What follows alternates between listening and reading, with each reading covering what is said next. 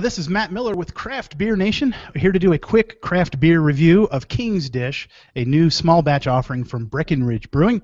And this beer is not yet in distribution at the time of this recording, and I'm going to hold it up here, but we've actually got a second camera in sight here, with much better lighting. So I'm going to introduce my guest here today. I live in Stanton, Virginia, and it's a small, sleepy little city, I guess you could call it, but it's very quaint, very nice, and it's in the middle of the Shenandoah Valley in Virginia.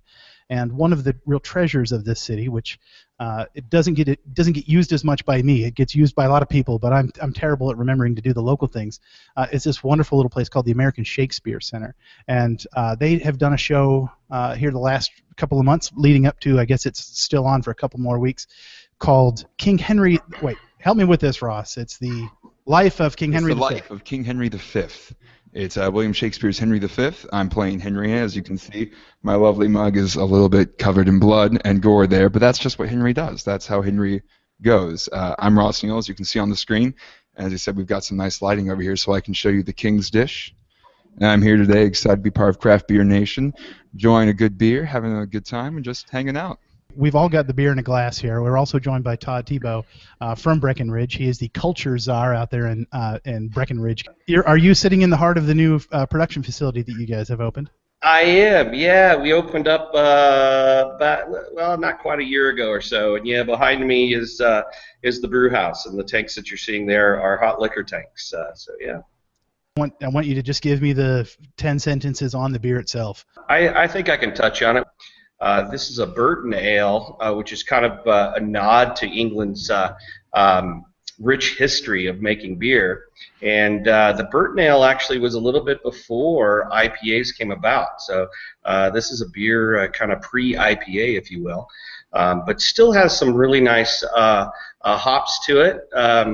And with some of the hops from the UK, they tend to be a little bit more mellow than, say, some of the hops that a lot of us use here in the United States that are coming from the Pacific Northwest and all that kind of stuff, which tend to be a little bit more pungent, a little bit more of a punch in your face. So, and then what we've done is we've used some really traditional ingredients without kind of giving the recipe away, which is a bit proprietary.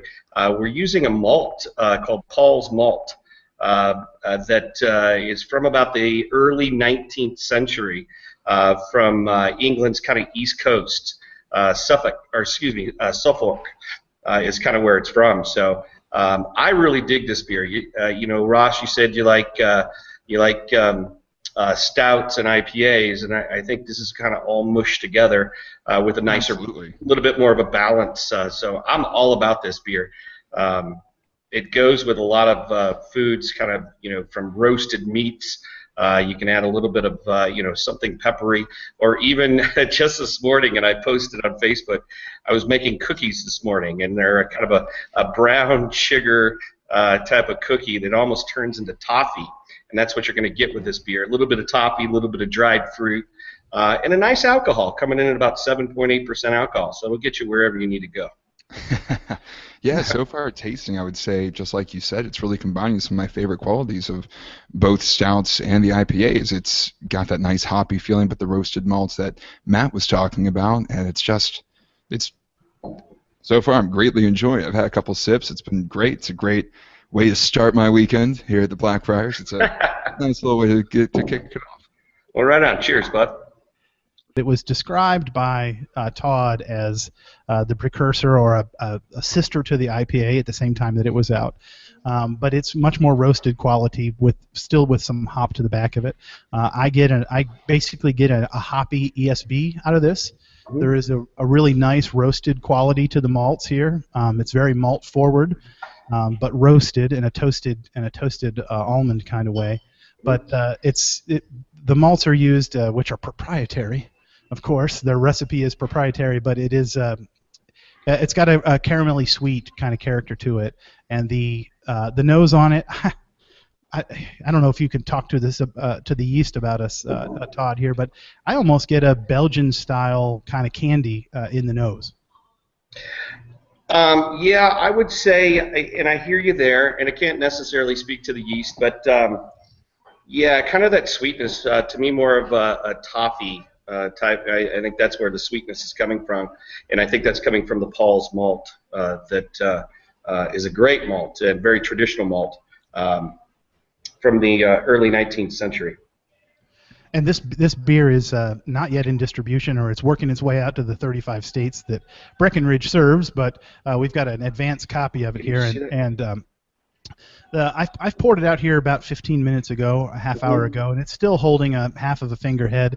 It's got a tan kind of color to it. It isn't. It's I would call it creamy. It's not quite nitrogen cream head to it, but it is. It's better than your average lacing in the glass here. I think we did okay. Yeah, it's a 7 point. What's the ABV on this, Todd? 7.8. 7.8, but it's a very drinkable at 7.8. It isn't hot by any means. You can taste the alcohol in it, but it doesn't burn on the way down like some 8% beers that I've had. But it's pleasant.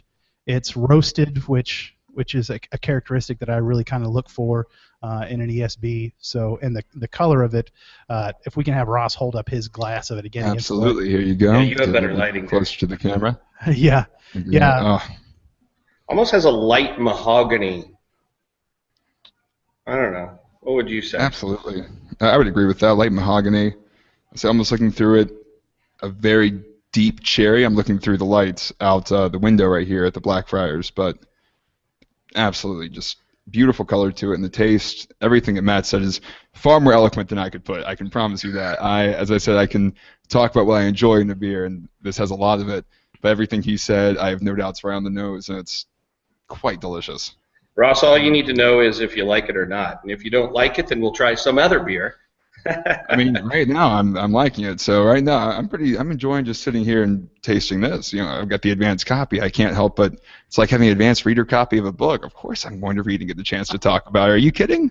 You guys truly have some of the beer, the little bit of beer that is kind of squeaked out outside of our family of brewery folk. So. So this is a brand new beer, and our intention is to make it probably every year, or as we like to say with some of these small batch beers, we brew them occasionally, whenever we kind of have tank space and when we can. But yeah, this is a pretty special beer. I'm really digging this beer actually. This is really the first time I've sat here and had a lot of it. So I've had a little bit off the tanks a few weeks ago, but I'm really liking this, if I can say so. It's right in my wheelhouse. Gee, a guy from Breckenridge likes a beer. Really kind of shocks me. I'll get bored with it. Well, we'll need something else later on one day. But yeah. Right now, as long as you keep making beers like this, that's perfect. You know, if you get, I mean, I'm not saying that you should get bored with it, but if it leads to more beers in a similar vein, I mean come on. I like hot dogs, but you know, I guess if you eat about 50 hot dogs, you start to get tired of hot dogs. So right now, I am not tired of this beer. You heard it from his mouth. This is the hot dog of small batch series. Oh, now I'm in trouble on that one. It's a special brand of marketing. It's fine. It's just something new you're trying. Something new you're trying. The cultures are. I can screw things up, and it's okay, and I'm still around. But yeah, I'm sure our marketing people will go crazy on that one. The craft beer reviews the Craft Beer Nation reviews that we've been doing usually end the review in a score, but since I actually have a Breckenridge guy in the room here, it kind of seems wrong to score this beer. So if you follow me on Untapped, you'll see how many caps I give it after the reviewing. But I will say I will not have any problem consuming the entire amount of pre-release beer that I received. It's a good beer. It's delicious. It's full of flavor. So thank you for that, and thank you to Ross for participating with us as well. Absolutely. Thanks for having me. All right. Until the next review, everybody, cheers. Cheers. Cheers.